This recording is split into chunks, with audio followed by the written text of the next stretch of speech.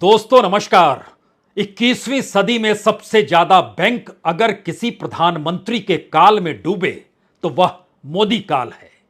21वीं सदी में सबसे ज्यादा लोन लेकर भागने वालों की संख्या अगर मापी जाएगी तो वह भी मोदी काल है। इस दौर में सरकार ने कितनों के कर्ज माफ कर दिए और हर दिन कितना कर्ज माफ करते हैं, अगर उसको नापना शुरू कीजिएगा तो वह भी मोदी काल ही आएगा। इस दौर में जितनी नौकरियां गई अलग अलग जगहों से, उसमें अगर बैंक का जिक्र कर लीजिएगा और पूछिएगा कि बैंकों में पहले कितनी नौकरियां थी और आज कितनी नौकरी है, तो जवाब मोदी काल को लेकर ही उठेगा। इस दौर में तो नौकरियों के लाले पड़ गए और जो लोग नौकरी कर रहे थे उनको भी कहीं ना कहीं निकाल दिया गया।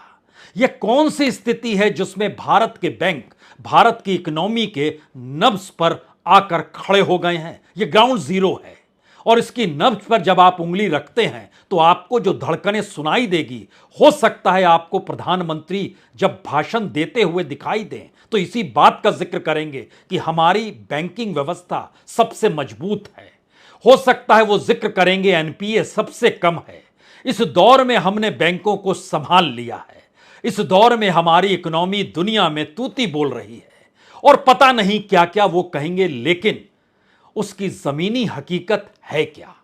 और प्रधानमंत्री जब इन बातों का जिक्र करते हैं तो चाहे वो रोजगार का हो, चाहे वो कर्ज का हो, चाहे वो लोन का हो, चाहे वो बैंकिंग स्ट्रक्चर का हो, चाहे वो बैंक की बुक का हो, चाहे आरबीआई के नए दिशा निर्देश का हो, और चाहे इस पूरी प्रक्रिया के भीतर में जो जो कानून सरकार ने बैंकों के लिए बनाए या फिर डूबने वालों को लेकर बनाए, उसका लाभ किसे मिलता है और उस लाभ से सरकार और उसकी राजनीति कैसे चल पड़ती है, अगर इसके पन्नों को आज खोल दिया जाए तो फिर क्या होगा।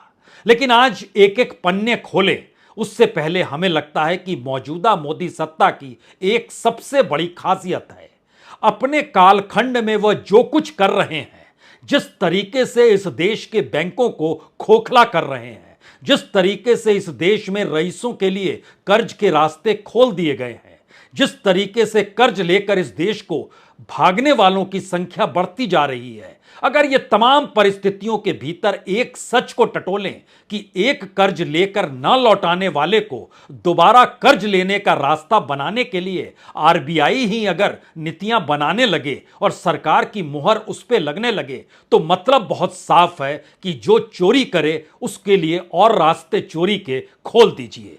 लेकिन बावजूद इसके सरकार की तरफ से खुद प्रधानमंत्री ही कहते हैं, और प्रधानमंत्री क्या कहते हैं और अपने दौर को लेकर नहीं बल्कि 2014 से पहले की स्थिति को लेकर वो क्या कहते हैं, हमें लगता है कि पहले आप आज उसे सुन लीजिए।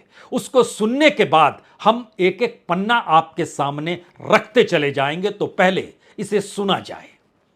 आज भारत उन देशों में से एक है जहां का बैंकिंग सेक्टर सबसे मजबूत माना जाता है। लेकिन 9 वर्ष पहले ऐसी स्थिति नहीं थी। उस समय एक खास परिवार के करीबी कुछ ताकतवर नेता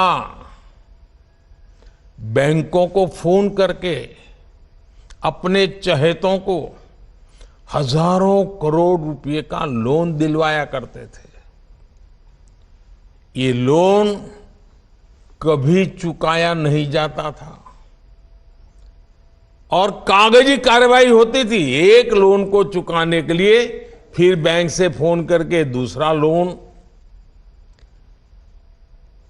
लोन चुकाने के लिए फिर तीसरा लोन दिलवाना। ये फोन बैंकिंग घोटाला पहले की सरकार के, पिछली सरकार के सबसे बड़े घोटालों में एक था। दरअसल प्रधानमंत्री ने यह जिक्र 48 घंटे पहले किया है, जब वो 71,000 युवाओं को नौकरी बांट रहे थे और बैंक का जिक्र कर रहे थे और बता रहे थे कि पहले फोन का मतलब क्या होता है और फोन पे का मतलब क्या होता है। दरअसल मुहावरों के आसरे देश चलता नहीं है और शब्दों के आश्रय भी देश को हाँका नहीं जा सकता है। मोदी सत्ता काल में जो भी नाम निकल कर आए जिन्होंने कर्ज लिया, वह भी हजारों करोड़ की संख्या में, और इस कर्ज को ना लौटाने की एवज में कितने बैंकों से दोबारा कर्ज लेने वह पहुंच गए, और उन्हें कर्ज क्यों दे दिया जाता था, जबकि आरबीआई की गाइडेंस बहुत साफ कहती है, जो गाइडलाइंस लिखी हुई है उसमें किसी शख्स ने अगर एक बैंक का कर्ज नहीं लौटाया तो दूसरे बैंक कर्ज देगा ही नहीं। तो फिर फोन कहां से आते होंगे, या फिर अब फोन नहीं आते हैं बल्कि बैंक लोन की लूट के नियम बना दिए गए, और सरकार ने कहा कि जो भी लोन मांगने आए उसे दे दीजिए, और अगर वो लूट रहा है तब तो उसके लिए और रास्ते खोल दीजिए।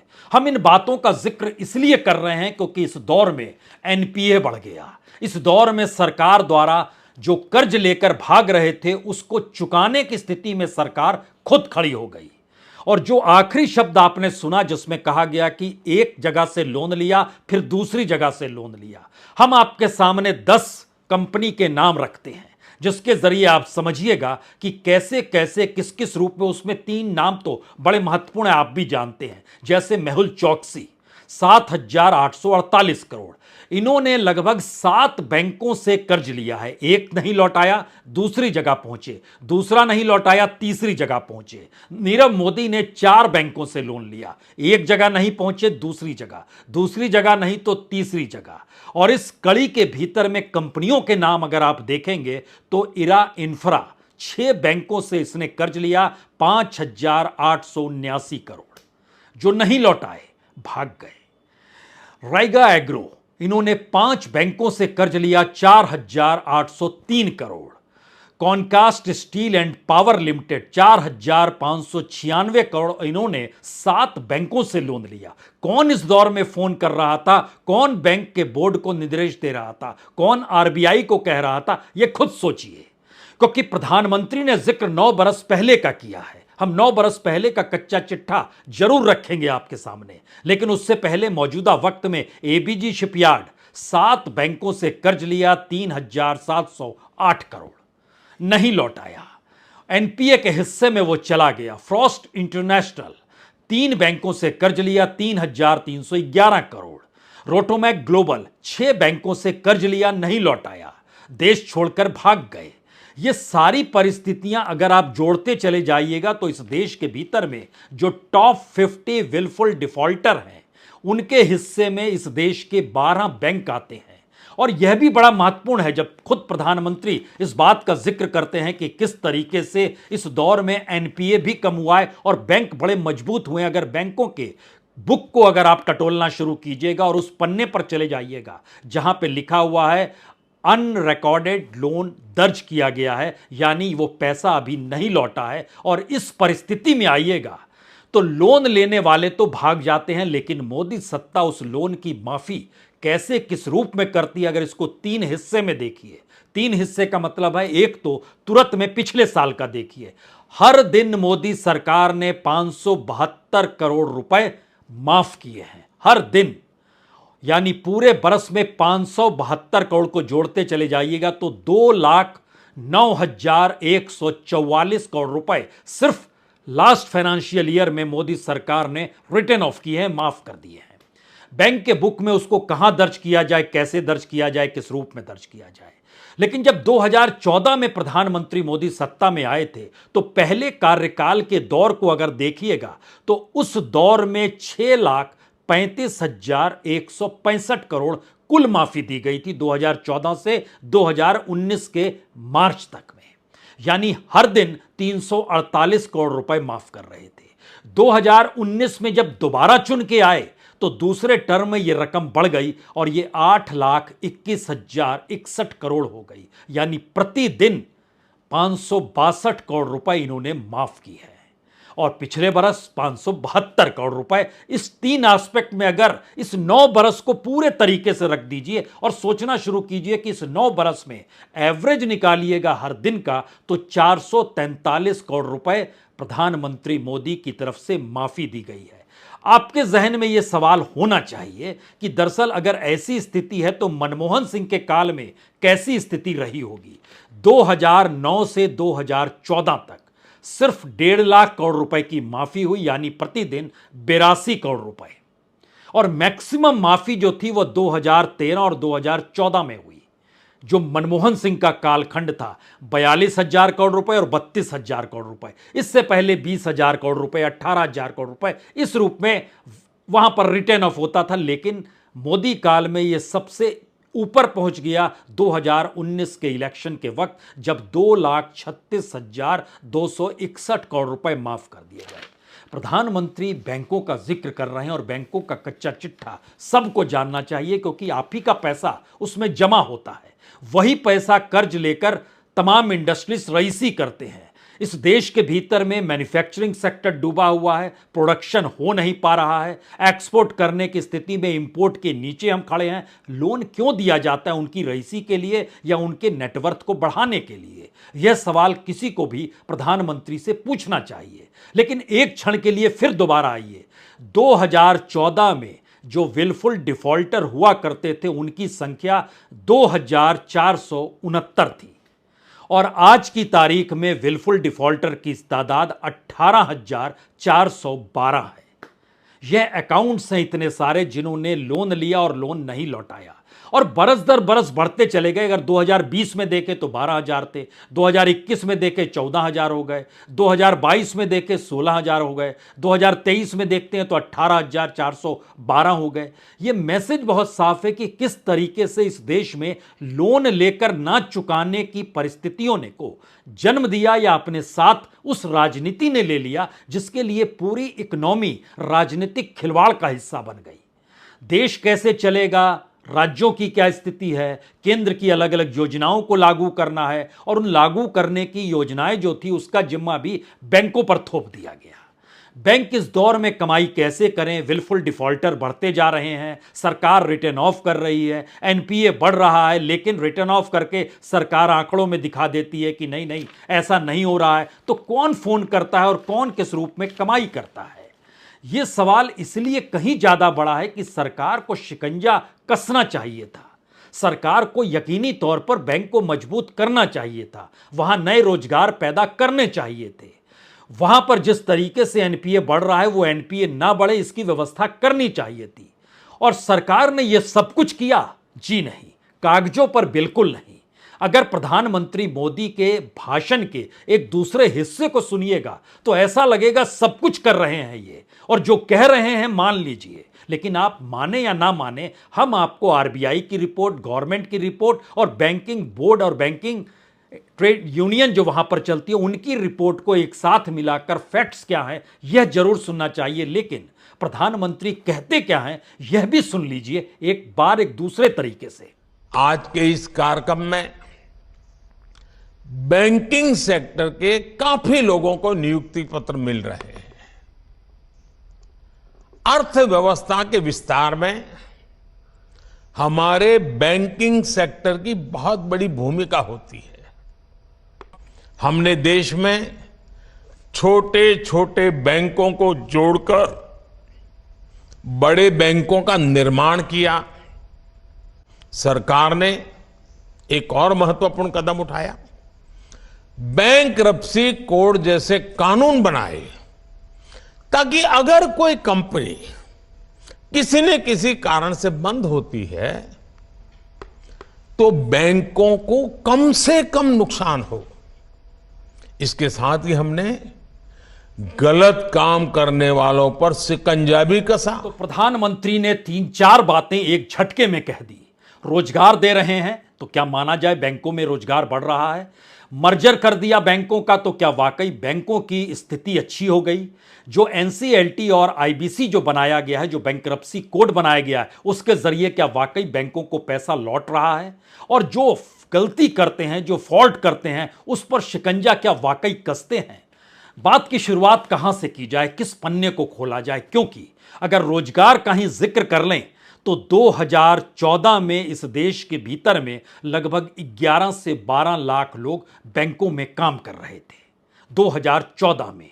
यह संख्या मौजूदा वक्त में 7,70,812 की है, यानी 11 लाख से घटकर आप 7,70,000 पे खड़े हुए हैं। और अगर उस दौर में आप चले जाइए और प्राइवेट और सरकारी बैंक दोनों को जोड़ दीजिए तो दोनों की तादाद तकरीबन 14 से 15 लाख हुआ करती थी। मौजूदा वक्त में भी वही आंकड़ा है, लगभग 14 से 15 लाख का। लेकिन सरकारी बैंकों को जो खोखला किया गया, उसके बाद उसके भीतर की जो 4-5 लाख नौकरियां चली गई और झटके में ये 7 लाख पे आ गए।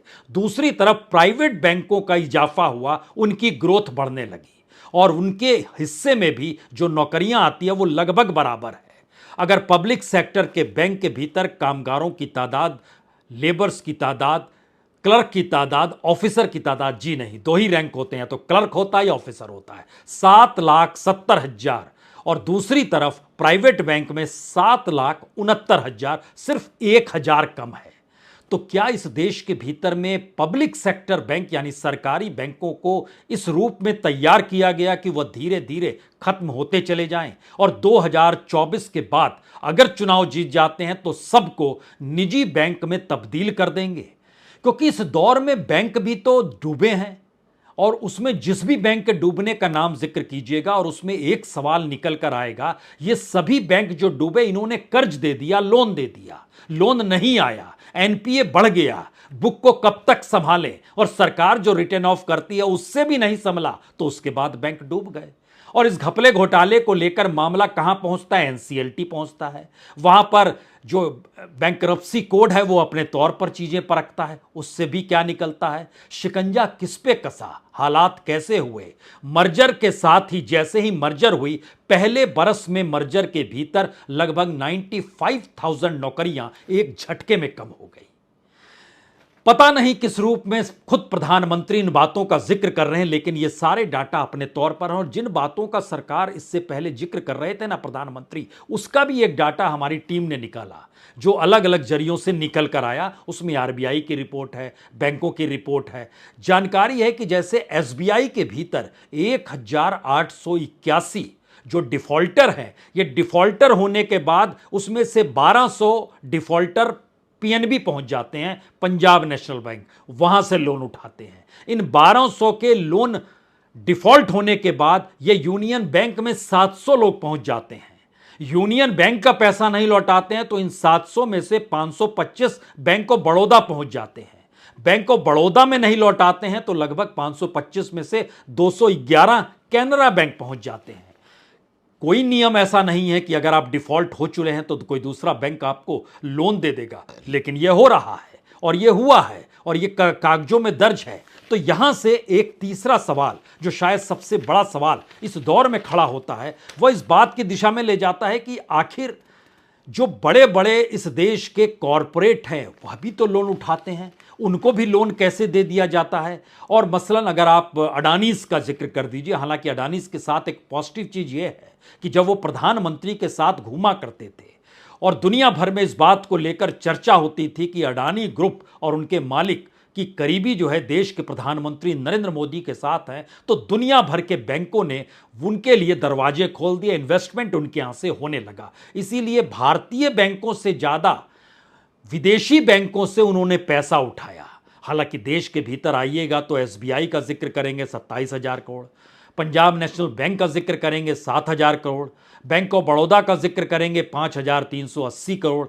यह जो एक रकम है 2022 तक की जो नजर आती है, जो अलग अलग बैंक के जरिए निकल कर आई है, उसका मैसेज एक ही है कि किसी भी डिफॉल्टर को दोबारा लोन देने के लिए सरकार बाकायदा पॉलिसीगत तरीके से बढ़ रही है। यानी इनको देना चाहिए, अपने तौर पर हम इकोनॉमी नहीं संभालेंगे, संभालेंगे तो यही संभालेंगे। और शायद इसीलिए जब बैंकों के डूबने का जिक्र होता है तो Punjab and Maharashtra cooperative bank याद कीजिए, 2019 में 20 सितंबर को डूब गया था। उसके बाद एक आरबीआई की रिपोर्ट आई, आरबीआई ने बताया कि लगभग 44 बैंक इसी कतार में हैं। उस कतार का क्या हुआ? जो तमाम बैंक थे वहां पर जो पैसा निकाल सकते हैं उसको लेकर रिस्ट्रिक्शन लगा दी गया। उसके बाद लक्ष्मी विलास बैंक डूब गया जो 18 नवंबर 2020 को डूबा। फिर वही सवाल था, इसने लोन दे दिया था। उसके बाद यस बैंक का नंबर आया। यस बैंक तो मार्च 2020 में इसने भी क्या किया था, एनपीए बढ़ रहा था, बैलेंस शीट डगमगाने लगी, जितना पैसा जिनको दे दिया गया था। और पंजाब एंड महाराष्ट्र बैंक ने तो एचडीआईएल को दिया था, housing development and infrastructure limited, जो अपने तौर पर फिर बाद में वो अभी डूब गया।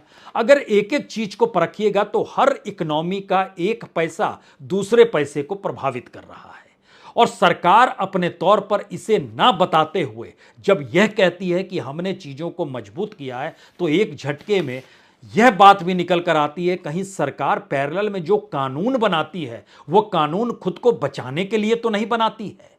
क्योंकि अगर बैंक डूब रहे हैं और बैंकों का पैसा डूब रहा है तो पैसे वापस कैसे लौटें, इसी को सोचकर तो इंडियन बैंक्रप्सी कोड जो बनाया गया और उसके साथ एनसीएलटी निकल कर आया। लेकिन खुद पार्लियामेंट के भीतर जब यह सवाल हुआ, क्या वाकई इससे राहत रियायत मिल रही है, बैंकों को पैसा लौट रहा है, एक आंकड़ा निकल कर आया कि जितना बैंक लोन देते हैं और उस लोन को लेकर जब कोई खुद को दिवालिया घोषित कर देता है, दिवालिया घोषित होने के बाद जब वो आईबीसी पहुंचता है, बैंक्रप्सी कोर्ट पहुंचता है और एनसीएलटी में मामला जाता है, तो कुल पैसा जो लौटा है बैंकों तक वो 18 से 19% तक ही लौटता है। यानी इस देश के भीतर में 80-82% पैसा कहां गायब हो जाता है। और ये नियम कायदे सब पैरेलल में चल रहे हैं। और इस वक्त जो जानकारी है वो पार्लियामेंट में दी गई जानकारी है, उसके मुताबिक जो बजट सत्र में दिया था 21,200 केसेस पेंडिंग पड़े हैं एनसीएलटी के सामने। इसमें से 611 केसेस जो हैं वो कॉर्पोरेट इंसॉल्वेंसी रेजोल्यूशन प्रोसेस में है। इनसे जुड़ा हुआ तकरीबन 2.5 लाख करोड़ रुपया है जो बैंकों का फंसा हुआ है। और आईबीसी कोर्ट के पास जो मामले हैं वो तकरीबन 12,963 केसेस फंसे पड़े हैं। इसमें से मर्जर और एमलगमेशंस के लेकर लगभग 1,181 मामले हैं।